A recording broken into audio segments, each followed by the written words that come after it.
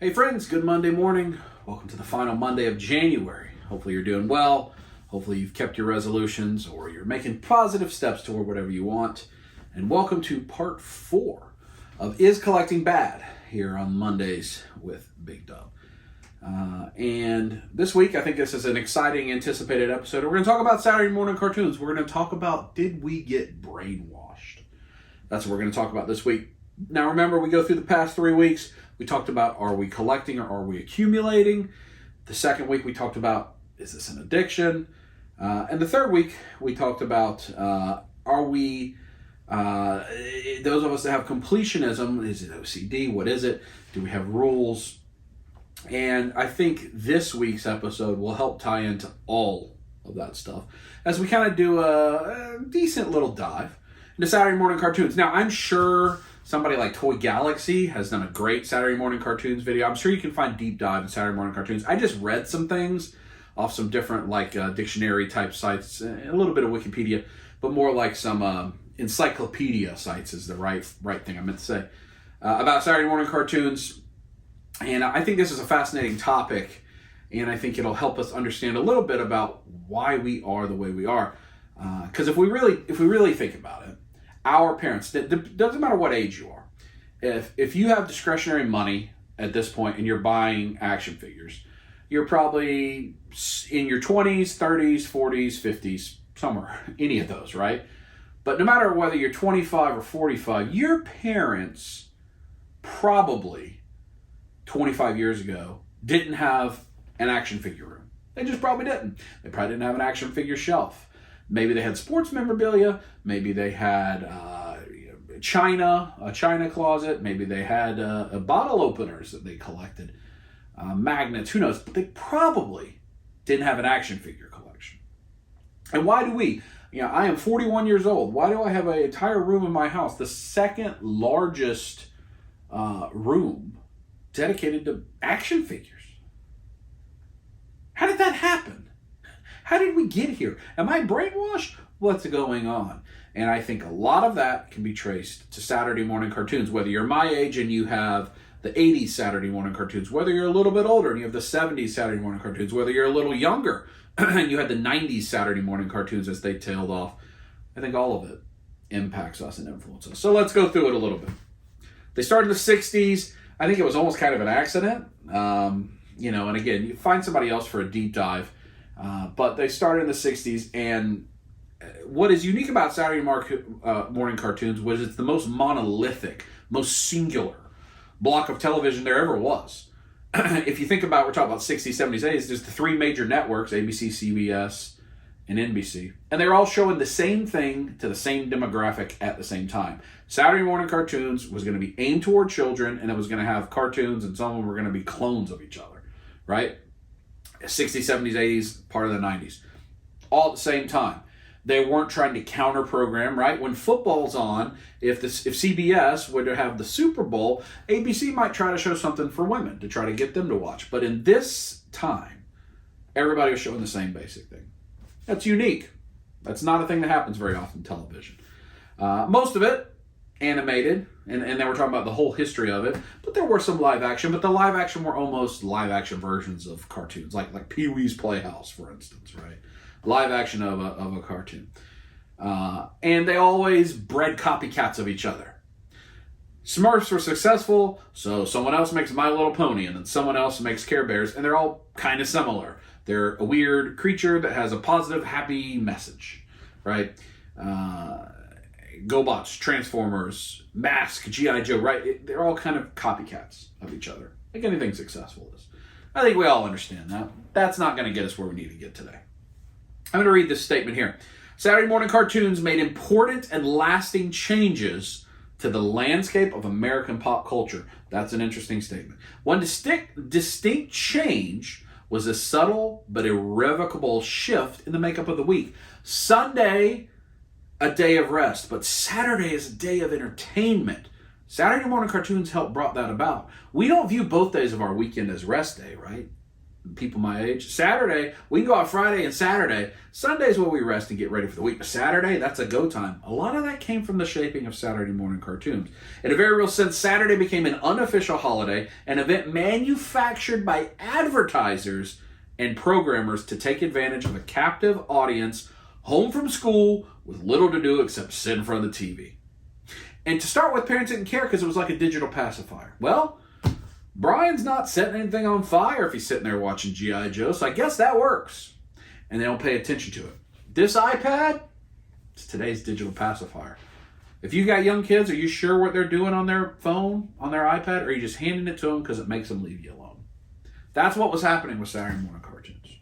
But as time goes on, parents start to grow concerned, right? Like, hey, what are we doing here? Like, is this good for our kids? What are we doing? It almost immediately started, way back in the 60s, that parents were concerned.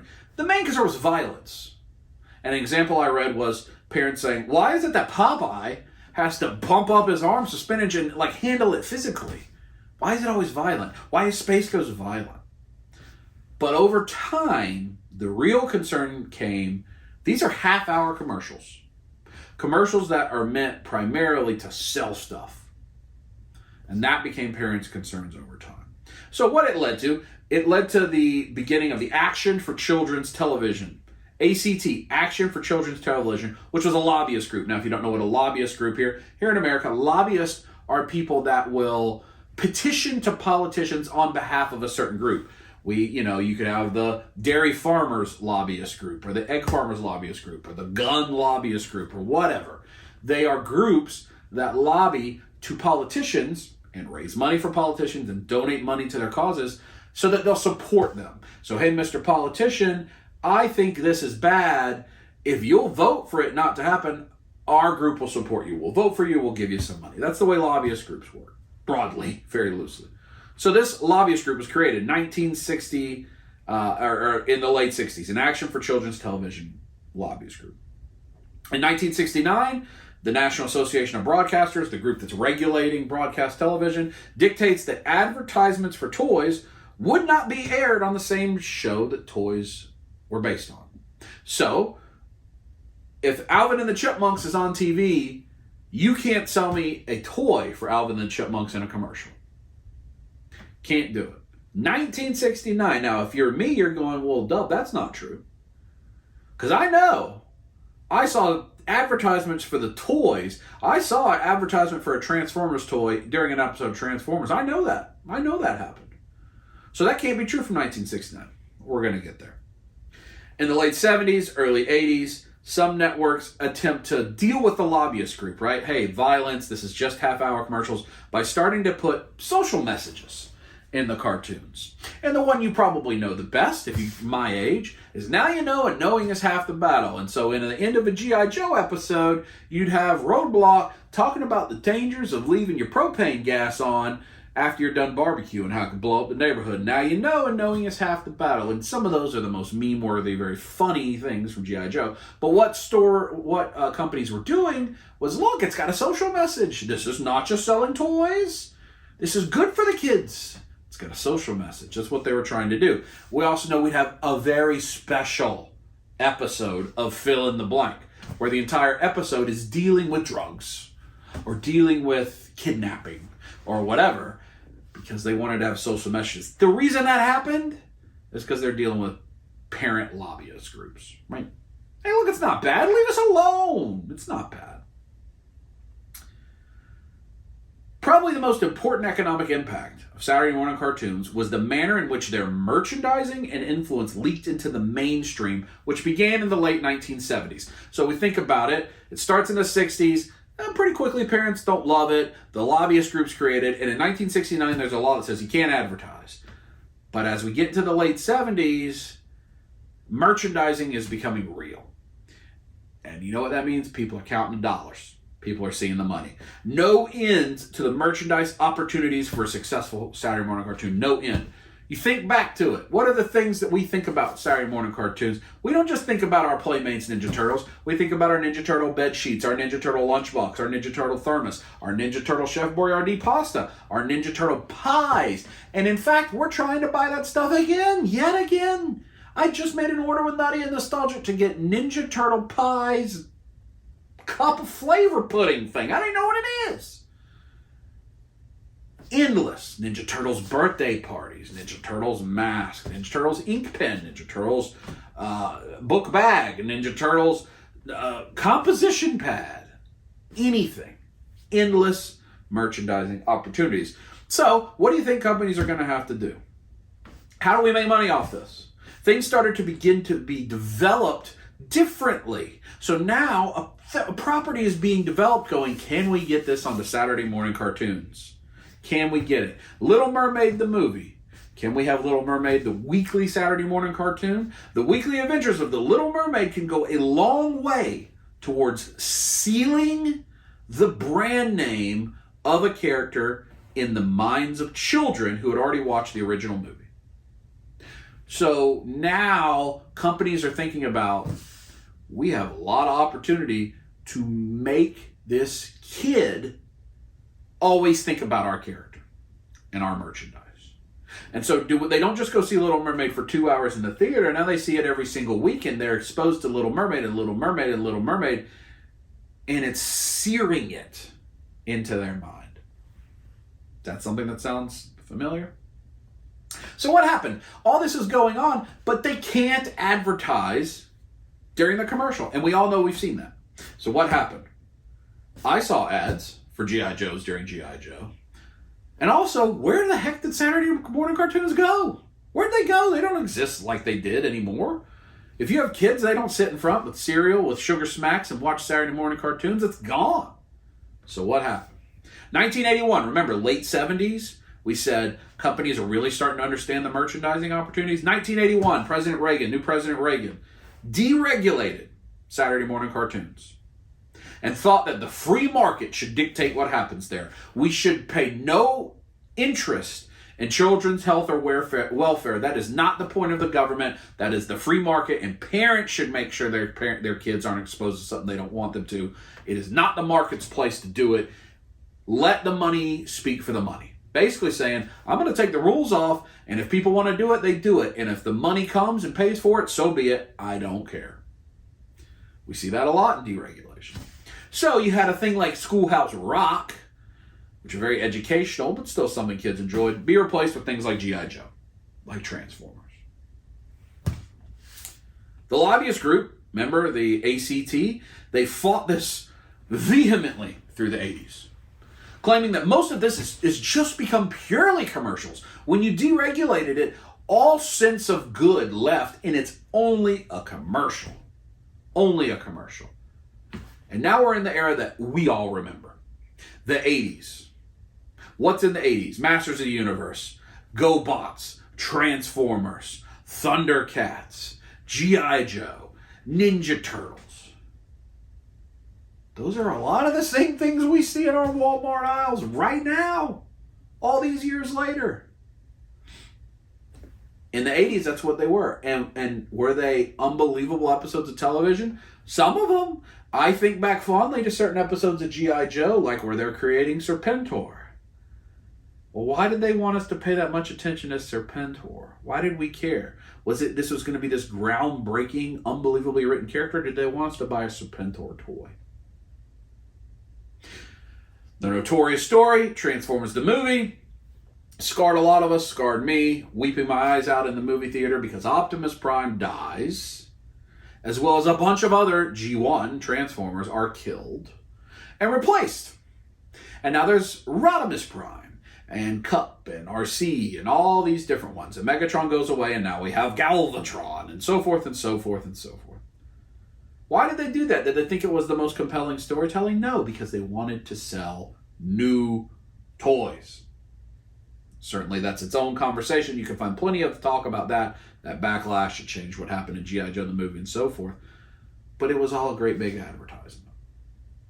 To sear it into our brains.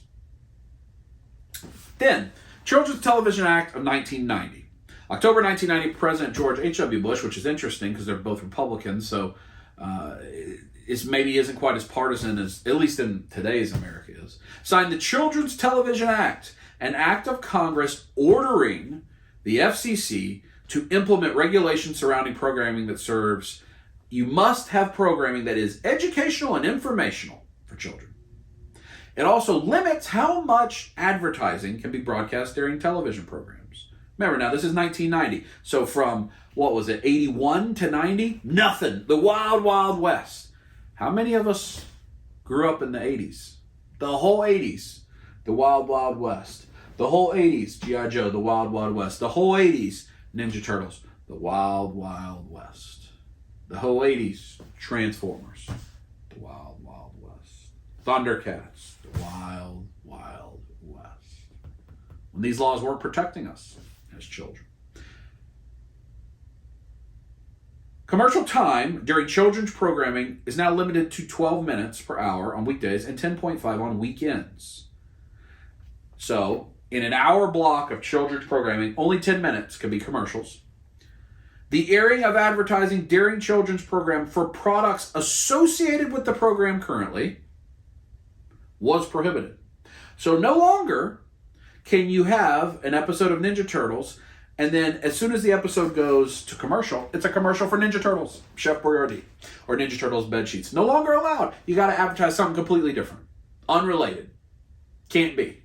Can't be toys. Can't be merch. You can't force kids to watch it and then watch the commercial and then immediately watch it again. And I remember in the 80s, they were so good with it that we would see a brand new character or brand new vehicle, especially in G.I. Joe, and that commercial for that toy would immediately be on. Hey, did you like what was just on? Tell your parents to buy this. Here it is. It seared it into our brains. That was 1990. And then, so you say, well, Dub, I grew up in the early 90s. I still had like X-Men and Batman, and that stuff was still coming on. 1995, the regulations get even stricter from what they were in 1990. So, where did this all go? Beyond that, beyond just the changes of the laws, cable emerges, right? So instead of just having the 3 channels airing Saturday morning cartoons, or maybe 4 if you had a Fox in your area, now you have Disney Channel, now you have Nickelodeon, and they're always making children's content. So it's not as special anymore. But then you also have the emergence of Japanese shows coming into America. So you're like, no, you didn't, Dub. Oh, yeah, you did. Dragon Ball, a lot of you associate Dragon Ball with a cartoon you watched growing up. Sailor Moon, Pokemon, Power Rangers, those are Japanese created. Like Power Rangers is a dub over a Japanese show. But then also, because you go back to the law, programming must serve the educational and informational needs of children. You had things like Saved by the Bell start to emerge. You say, well, Dub, Saved by the Bell has got nothing to do with that. We just watched a couple episodes of Saved by the Bell with Kaya, first 2 episodes. The first episode was entirely about body image. Jessie is struggling with how tall she is, and that no boy would like to go to the dance with her because she's so tall. And then it shows Zach deciding to be a good friend and help her go to the dance. Great. Then, what was the second episode? The second episode dealt with something. I don't remember what it dealt with, right? There's episodes about drugs. There's episodes about, it was about credit card debt. The second episode was Lisa running up credit card debt and the dangers of the credit card, right? And so and I immediately go, oh, this is very different than G.I. Joe. It is teaching a lesson. I don't think that exists very much in things today, but it changed. It changed. Now here's a statement I took out of the encyclopedia article on Saturday morning cartoons. Thanks to the advertising and marketing blitz that accompanies the cartoon takeover Saturday morning, the characters and memories border on the legendary with those who grew up watching them. Say, all right, Dub, you went through all this crap. Why do I care about that? How does that impact is collecting bad? How many of us fall in that last statement? The characters and memories border on the legendary with those who grew up watching them. The main things I collect are Saturday morning cartoon driven. Now, I don't collect the retro ones anymore, but I collect the new G.I. Joe. Think about it. New G.I. Joe Classified is a lot of people's figures of the year, toy line of the year. It's doing really well. There is nothing G.I. Joe successful right now, nor has there been in like 30 years. The G.I. Joe movie that came out flopped, and the figures with it flopped. But you know what doesn't flop? Figures that look like G.I. Joe, a real American hero. when they were allowed to have a cartoon and then market to us right away and sear it in our brains.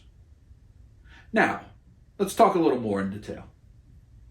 Cartoons created simply to sell toys, meaning there was no other reason they did it. They made these to force us to buy the toys. And force us is not the right word. To convince us to buy the toys. To mentally persuade us to buy the toys. Ninja Turtles doesn't fall in that category. Ninja Turtles was a successful comic book that was written because they wanted to write a comic book, and it became a cartoon.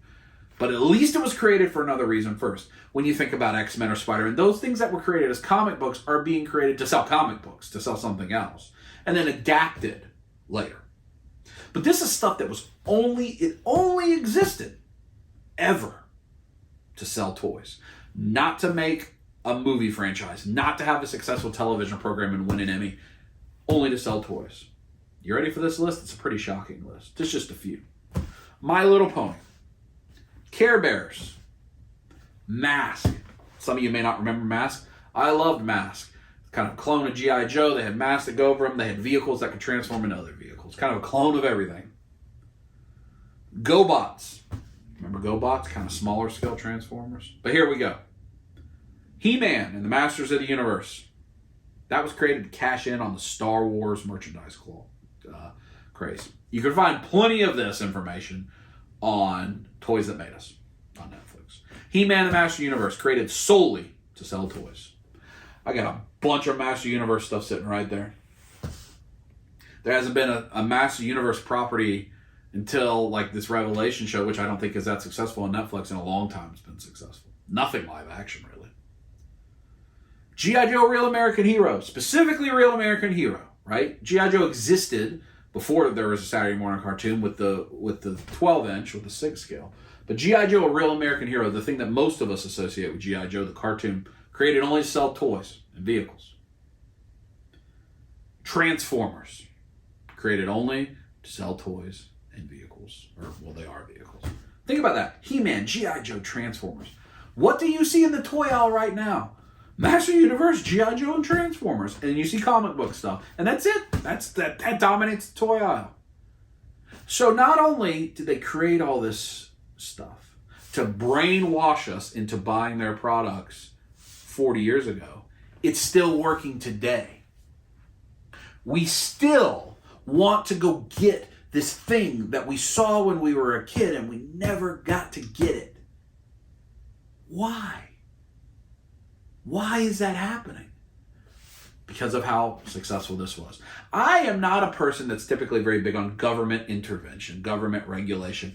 I'm probably closer to a libertarian than any other political ideology. I just don't really want the government terribly involved in anything I do. But here, I think they were right.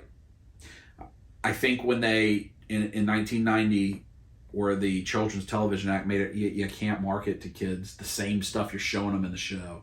I think they were right. I think we all got brainwashed if you grew up in the Saturday morning cartoons era. Because I don't have, I remember fun episodes, but you know what I don't do? I don't sit down and watch old episodes of G.I. Joe or Transformers or Ninja Turtles. I watch them if Kaya wants to watch them, to share it with her, what I grew up watching, but I don't sit there and binge that stuff. No, I don't do it. But I sure do want the toys. Why? Because they were successful in what they did. Is that good? Is that bad? Sure makes it harder to collect, right? When you really start to be self-reflective. Think about this. All the successful toy lines are based on a property. You know what isn't successful usually? Toy lines that are not based on anything you've ever heard of. They don't do well. They don't do well. That's why I'm impressed with the Four Horsemen with Mythic Legions. It is a brand new IP, but I think it's why it's a tiny niche community. Because it's not that we want action figures, it's that we want G.I. Joe. It's not that we want action figures, it's that we want Ninja Turtles. If that was exactly the same thing, but it wasn't Ninja Turtles, you wouldn't want it. We want these things that we grew up wanting. We desire these things that we grew up desiring. We've been brainwashed. They could release the most unbelievable action figure ever. If it wasn't a licensed brand that you have any familiarity with, you're probably not interested. Because most of us don't actually collect action figures. We collect the brand. That's just the reality. Why is that? Because they did such a good job marketing to us. Now, what can we do about that? Well, maybe nothing. But we can be self-aware that this is why this is happening. And I think brands have just started to figure out we need to keep going after those 80s and 90s nostalgia kids because they keep spending their money on the same thing. Think about it right now. We're buying the same exact Playmates Giant Ninja Turtles stored shell turtle that they put out 30 years ago. The same thing. Why? Because they are effective. They brainwashed us. So the only way to deal with that is to be aware. Be aware what's going on. Here's to sell the point home. I think this will show you. Why do companies do this? Why are there laws to try to stop you from doing this? So I look over here, I love my Game of Thrones, Walking Dead, Lord of the Rings, Harry Potter collection. Those are not things that were targeted marketing at me. Those are things I actually enjoy chasing after because I like the property. And it helps me remember episodes or books. I don't do that with the other things. So it's different. But here, this is why companies do it. This is as of 2021. Look this up. Star Wars information. As of 2021, the box office for Star Wars movies has made $10.3 billion as of 2021. Huge amount of money. You know how much merchandise is made in that same period of time? $42.2 billion. More than 4 times the amount of money made with the movies. Why? Because I want to buy my bed sheets, and I want to buy my lunchbox, and I want to buy my Chef Boyardee Jabba the Hutt. That's why the companies work so hard to market this stuff to us. That's why even today, Marvel Legends live stream, a cross-sell on the back of the box. You want this, I'm going to tease this, get ready for this, pre-order for that. Because as much money as these movies make, 4 times larger in the merchandise. What can we do about it? We can try to prevent ourselves from being easily marketed to. We can try to prevent ourselves from saying, man, I'm a sucker. I bought that and I shouldn't have. And they knew what they were doing to me. Try not to let them. Right? Try to be a responsible collector where you only get the things you want. I'm talking to me. I need to do it. I've done better this year so far, and I need to always do better. I don't need to buy every version of everything. I don't need to buy it just because, I remember that when I was a kid. Let me try that out. I can just say no. I can just say no. So that's this week's, and I think it's a good episode. I hope you enjoy it. I think it's fascinating. The way that this stuff was all marketed to us is just amazing. It really is what it has done. And I would bet even those people that did it had no idea that it would continue as adults. Somewhere out there has to be people that were in charge of the marketing departments of these companies in the 80s going, well, would you look at that? These kids are still buying Ninja Turtles 40 years later. Huh? We're pretty good, huh? But they're not making any money off it probably anymore. Interesting. I think it's interesting. So let me know in the comments. What era of Saturday morning cartoons you grew up with? Were you Hanna-Barbera stuff, like Flintstones, Jetsons? Were you more 80s like me? Were you 90s with X-Men, Spider-Man, whatever? And do you find yourself, if you really look inside, are you buying things mostly that tie into something from your childhood? Or are you buying things that you like as an adult? Which is it, if you're honest with yourself? Thanks for joining on this. I really hope you're enjoying it. I'm enjoying making it. We will go next week. We'll keep it going with our 5th week, which is going to be about FOMO and a sense of urgency. Like, I need to buy it or else. Or else what? That's what we're going to talk about next week. Hope your Monday is off to a great start. I hope you enjoyed this. And we will catch up with you next week.